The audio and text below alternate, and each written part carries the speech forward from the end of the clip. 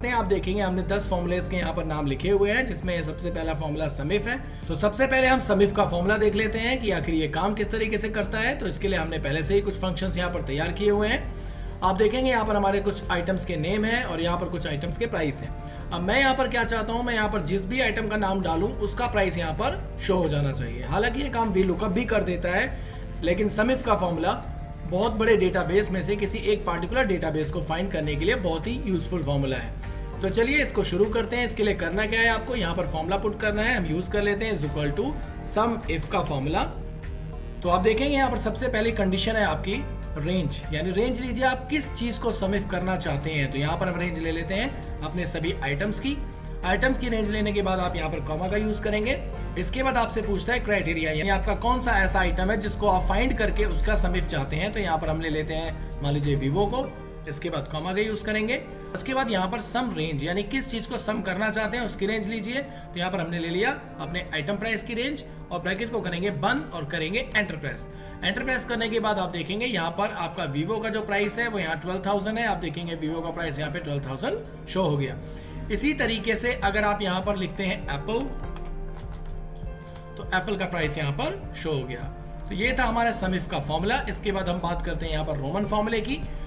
तो Roman function जो है वो बेसिकली किसी भी नंबर को रोमन में कन्वर्ट कर देता है। तो देखिए मैं करके दिखाता हूँ आपको। यहाँ पर आप यूज करेंगे इक्वल टू ROM, रोमन का फॉर्मूला यूज करेंगे और यहाँ पर आप ले लेंगे अपने नंबर की रेंज और ब्रैकेट को करेंगे क्लोज, एंटर प्रेस करेंगे। तो आप देखेंगे यहाँ पर आपका रोमन वैल्यू शो हो गई। इसके बाद आप इसे शिफ्ट के साथ सिलेक्ट कर लीजिए और उसके बाद कंट्रोल D प्रेस कर दीजिए। कंट्रोल D प्रेस करने के बाद आप देखेंगे यहाँ पर रोमन वैल्यू आपकी रिप्रेजेंट हो गई। तो ये था हमारा रोमन का फॉर्मूला। इसके बाद हम देख लेते हैं यहाँ पर इफ इज ब्लैंक का फॉर्मूला। ये फॉर्मूला बहुत ही बेहतरीन फॉर्मूला है। इसके बाद हम यूज करते हैं इफ इज ब्लैंक का फॉर्मूला। यहाँ पर आपको यूज करना है इक्वल टू, उसके बाद यूज करना है इफ और इफ के बाद आपको लगा देना है इस ब्लैंक का फॉर्मूला। इस ब्लैंक का फॉर्मूला लगाने के बाद आपको नायरा के बिल्कुल नीचे वाले सेल की रेंज ले लेनी है, ब्रैकेट को कर देना है क्लोज, कॉमा लगाने के बाद 2 बार इन्वर्टेड कोड यूज करना है। अब इस फॉर्मूले का मतलब क्या हुआ, तो मैं आपको पहले मतलब समझा देता हूँ। इस फॉर्मूले का मतलब ये हुआ कि इफ इज ब्लैंक, यानी कि यदि नायरा के बिल्कुल नीचे वाले सेल के अंदर अगर कोई डेटा इनपुट नहीं होगा तो यहाँ पर आपके सामने कोई भी आंसर ये रिप्रेजेंट नहीं करेगा। इसके बाद कॉमा का यूज करिए और अगर कोई डेटा रिप्रेजेंट हो, यानी कोई नाम अगर किसी ने लिख दिया हो, तो उसमें क्या हो, इस 1 के अंदर +1 हो जाना चाहिए। ब्रैकेट को करेंगे क्लोज और प्रेस करेंगे एंटर। आप देखेंगे यहाँ पर हमने कोई भी वैल्यू टाइप नहीं की हुई है, जिसकी वजह से यहाँ पर कुछ भी शो नहीं कर रहा। अब हम यहाँ पर एक वैल्यू टाइप करके देखते हैं। जैसे मैं टाइप कर देता हूँ कमल और एंटर प्रेस करने के बाद आप देखेंगे यहाँ पर 2 हो गया। यानी इसका मतलब क्या था, इसका मतलब ये था कि यदि इफ इज ब्लैंक, अगर इस नायरा के नीचे वाले सेल के अंदर अगर कोई डेटा ना हो तो यहाँ पर कुछ भी शो ना करे। अगर कोई डेटा हो तो इस 1 के अंदर +1 हो जाना चाहिए, यानी 1 में 1 प्लस होगा तो 2 हो जाएगा ऑटोमेटिकली। अब इसके बाद शिफ्ट के साथ इसको नीचे की तरफ आप ड्रैग कर सकते हैं, कंट्रोल D प्रेस कर सकते हैं, फॉर्मूले को यूज कर सकते हैं और इसके बाद अब इसके अंदर जो भी टाइप करेंगे आप देखेंगे यहाँ पर अपने आप नंबर सीक्वेंस वाइज देता चला जाएगा। तो था ना बहुत मैजिकल फॉर्मूला। ये था हमारा इफ इज ब्लैंक का फंक्शन और इसके बाद हम यूज करते हैं ट्रिम फंक्शन। अब ये ट्रिम फंक्शन क्या काम करता है, ट्रिम फंक्शन बेसिकली स्पेस को खत्म करता है। जो एक्स्ट्रा स्पेस हमारे पास होता है उसे ये रिमूव कर देता है। जैसे मान लीजिए यहाँ पर आप देखेंगे नायरा के अंदर 2 बार हमने स्पेस दिया हुआ है। आप देखेंगे यहाँ पर 2 बार स्पेस है और इसके बाद अंशिका के आगे की तरफ हमने स्पेस दिया हुआ है। ये देखिए पहले स्पेस दिया हुआ है, फिर हमने अंशिका लिखा हुआ है। इसी तरह हमने हर जगह स्पेस का यूज किया हुआ है और इस स्पेस को रिमूव करने के लिए हम यूज करेंगे ट्रिम का फंक्शन। यहाँ पर आपको यूज करना है इक्वल टू और यहाँ पर लिखना है आपको ट्रिम। ट्रिम लिखने के बाद आपको टैब का यूज करना है, आपका पूरा फॉर्मूला यहाँ पर रिप्रेजेंट हो जाएगा। उसके बाद आपको जिस भी टेक्स्ट का एक्स्ट्रा स्पेस रिमूव करना है उसकी रेंज ले लेनी है, ब्रैकेट को कर देना है क्लोज और प्रेस करना है एंटर। एंटर प्रेस करने के बाद आप देखेंगे यहाँ पर इसका जितना भी एक्स्ट्रा स्पेस था वो रिमूव हो चुका है। इसको हम नीचे की तरफ ड्रैग कर लेते हैं और कंट्रोल D प्रेस कर देते हैं। आप देखेंगे यहाँ पर जितने भी स्पेसेस थे, एक्स्ट्रा स्पेसेस, उन सभी को इसने रिमूव कर दिया और इसने सिंगल एक स्पेस को यहाँ पर रखा हुआ है। तो जब भी हम किसी नाम पर क्लिक करेंगे तो उसका फॉर्मूला यहाँ पर शो होता है। अब हम चाहते हैं कि ये हमारा जो फॉर्मूला है ये रिमूव हो जाए इसके ऊपर से और ये एक वैल्यू में कन्वर्ट हो जाए, यानी एक टेक्स्ट में कन्वर्ट हो जाए। तो इसके लिए आपको एक काम और करना होगा। इसके लिए आपको डेटा को पूरा सिलेक्ट करना पड़ेगा। सिलेक्ट करने के बाद यहाँ से कंट्रोल C करना होगा, यानी इसको कॉपी करना होगा। कॉपी करने के बाद आपको पेस्ट में जाना होगा। पेस्ट के अंदर एक ऑप्शन होता है आपका पेस्ट वैल्यू का, तो आप यहाँ पर क्या करेंगे, उसे पेस्ट वैल्यू में कन्वर्ट कर देंगे। पेस्ट वैल्यू में कन्वर्ट करने के बाद आप देखेंगे यहाँ पर इसका जो नाम था वो बिल्कुल अंशिका ही शो हो रहा है, जैसे पहले यहाँ पर फॉर्मूला शो हो रहा था। तो अब इसको आप क्या कर सकते हैं, इस डेटा को यहाँ से सिलेक्ट करिए, सिलेक्ट करने के बाद इसे आप यहाँ से कट कर सकते हैं और यहाँ पर ला करके इसको यहाँ पे पेस्ट कर सकते हैं। तो आपका जो डेटा था वो कंप्लीटली यहाँ पर विदाउट स्पेस सेट हो चुका है और अब इस पर आप फॉर्मूले का यूज कर सकते हैं। तो ये था हमारा ट्रिम का फंक्शन।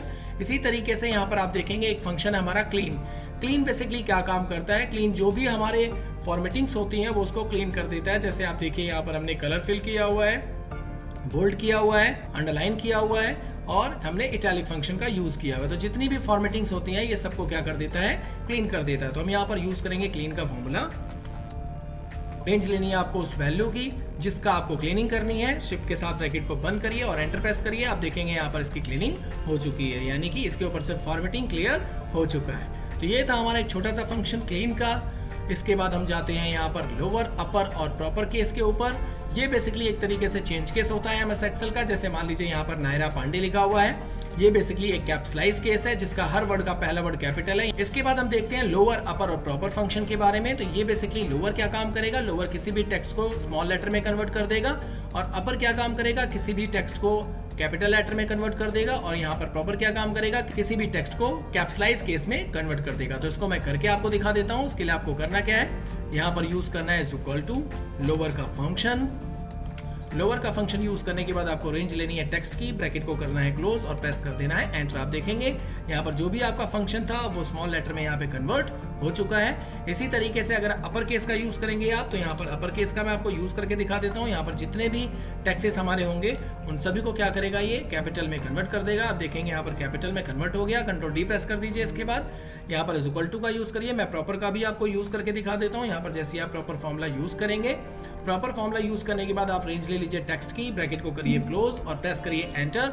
यहाँ पर आप देखेंगे आपका ये जो टेक्स्ट था वो आपका कैप्सलाइज केस में कन्वर्ट हो चुका है। तो ये था हमारा लोअर, अपर और प्रॉपर का फंक्शन। इसके बाद का जो फंक्शन है हमारा वो है exact function. Exact function basically क्या काम करता है, ये स्पेलिंग चेक करता है, यानी जो भी स्पेलिंग इन दोनों सेल्स के अंदर सेम होंगी उसको ये ट्रू बताएगा और किसी भी तरह से कोई भी चेंजेस अगर इसके अंदर होगी तो वो फॉल्स बताएगा। जैसे आप यहाँ पर देखेंगे नायरा पांडे लिखा हुआ है और यहाँ पर नायरा पांडे लिखा हुआ है, स्पेलिंग बिल्कुल सेम है लेकिन यहाँ पर कैपिटल है और यहाँ पर कैप्सलाइज केस के अंदर है। तो ये इसे फॉल्स बताएगा क्योंकि यहाँ पर कैपिटल में है और यहाँ पर कैप्सलाइज केस में है। यहाँ पर आप देखेंगे एक्सेल इन्फोटेक यहाँ और यहाँ दोनों बिल्कुल सेम है, स्मॉल लेटर के अंदर है। तो यहाँ पर इसका जो आंसर आना चाहिए, रिजल्ट आना चाहिए, वो ट्रू आएगा। इसी तरीके से हम बात करें एबीसी प्राइवेट लिमिटेड की, तो यहाँ पर आप देखेंगे एबीसी प्राइवेट लिमिटेड लिखा है, यहाँ पर एबीसी पीटीवी लिमिटेड लिखा हुआ, तो यहाँ पर लिखा हुआ आएगा फॉल्स क्योंकि ये स्पेलिंग मिस्टेक है यहाँ पर। उसी तरीके से यहाँ पर गूगल है, यहाँ पर भी आप देखेंगे गूगल बिल्कुल सेम है। यहाँ पर इसका जो चेंज केस है वो लोअर है, यहाँ पर भी लोअर है, तो इसका आंसर जो आना चाहिए, जो रिजल्ट आना चाहिए वो ट्रू आएगा। और यहाँ पर आप देखेंगे फेसबुक है, यहाँ फेसबुक है, दोनों में ही डिफरेंस है। यहाँ पर आप देखेंगे फेसबुक की स्पेलिंग और इसकी स्पेलिंग में डिफरेंस है, तो यहाँ पर इसका जो आंसर आना चाहिए वो फॉल्स आएगा। तो इसको मैं करके आपको दिखा देता हूँ। इसके लिए आपको इक्वल टू का यूज करना है। इक्वल टू यूज करने के बाद यहाँ पर एग्जैक्ट लिख लीजिए। एग्जैक्ट लिखने के बाद यहाँ पर सबसे पहले रेंज लीजिए नायरा की, पहले वाले सेल की, उसके बाद कॉमा लगाइए, उसके बाद दूसरे वाले सेल की रेंज लीजिए, ब्रैकेट को करिए क्लोज और प्रेस करिए एंटर। एंटर प्रेस करने के बाद आप देखेंगे यहाँ पर आपका फॉल्स आ गया। इसके बाद इसको शिफ्ट के साथ नीचे की तरफ ड्रैग कर दीजिए और ड्रैग करने के बाद कंट्रोल डी दबा दीजिए। अब आप देखेंगे यहाँ पर ट्रू आ गया, यहाँ पर ट्रू आ गया और बाकी सारे फॉल्स हैं। ये ट्रू क्यों आया? क्योंकि दोनों की स्पेलिंग और इनका जो चेंज केस है वो बिल्कुल एक्यूरेट है, सेम है। उसी तरीके से गूगल का भी आप मैच करेंगे, यहाँ पर भी ये भी बिल्कुल सेम है, लेकिन इनके अंदर डिफरेंस है, कुछ ना कुछ कहीं ना कहीं डिफरेंस है, जिसकी वजह से इसका जो आंसर है वो फॉल्स आ रहा है। तो ये था हमारा एग्जैक्ट फंक्शन। इसके बाद मैं आपको बता देता हूँ रिपीट फंक्शन, यानी रिपीट क्या काम करता है। ये किसी एक टेक्स्ट को बार बार रिपीट करने का काम करता है। जैसे यहाँ पर आप यूज करिए REP, रेप्ट का फॉर्मूला। रेप्ट का फॉर्मूला यूज करने के बाद यहाँ पर आप चाहें तो कंट्रोल A भी प्रेस कर सकते हैं। कंट्रोल A प्रेस करने के बाद आपके सामने एक फंक्शन बॉक्स ओपन होगा।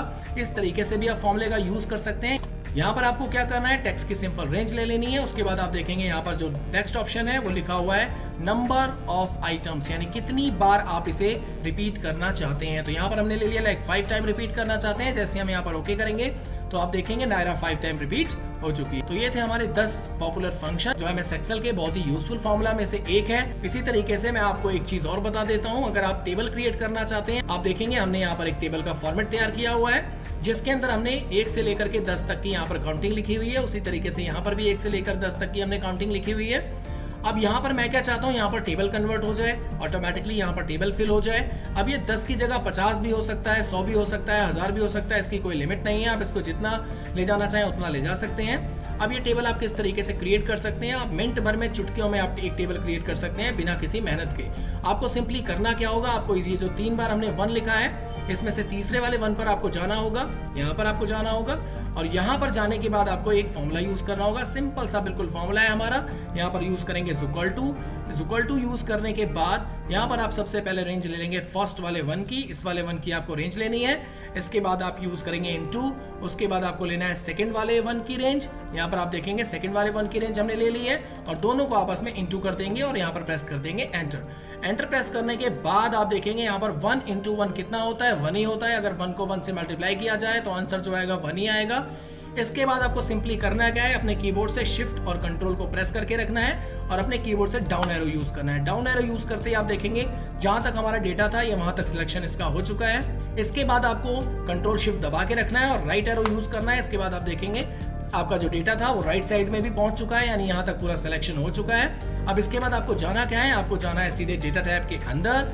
डेटा टैब के अंदर जैसे ही आप जाएंगे यहाँ पर एक ऑप्शन आपको दिखाई देगा व्हाट इफ एनालिसिस का। व्हाट इफ एनालिसिस के अंदर आप क्लिक करेंगे और यहाँ पर आप देखेंगे आपका एक फंक्शन होगा डेटा टेबल का। इस डेटा टेबल पर जैसे ही आप क्लिक करेंगे, क्लिक करने के बाद आप देखेंगे यहाँ पर आपके सामने 2 ऑप्शंस आ गए, यानी सबसे पहले रो का इनपुट सेल मांग रहा है आपसे और दूसरा मांग रहा है कॉलम का इनपुट सेल। तो यहाँ पर सबसे पहले हम लोग ले लेंगे सबसे पहले वाले 1 की रेंज और दूसरे वाले के अंदर हम ले लेंगे दूसरे वाले 1 की रेंज, जिसको हमने आपस में इनटू किया था। इसके बाद हम प्रेस करेंगे सिंपली एंटर प्रेस करने के बाद आप देखेंगे यहाँ पर आपकी जो टेबल थी वो यहाँ पर कंप्लीटली कन्वर्ट हो चुकी है। अब यहाँ पर देखेंगे 2 1 जा 2, 2 2 जा 4, 2 3 जा 6, ये आपकी पूरी टेबल 10 तक कंप्लीट हो चुकी है। आप इसको जितना ज्यादा इंक्रीज करना चाहें उतना ज्यादा इसको इंक्रीज कर सकते हैं, इसकी कोई भी लिमिट नहीं है। तो ये था हमारा टेबल फंक्शन। अगर आपको हमारा ये वीडियो पसंद आया हो तो चैनल को लाइक कीजिएगा, सब्सक्राइब कीजिएगा और अपने सभी दोस्तों में शेयर जरूर कीजिएगा।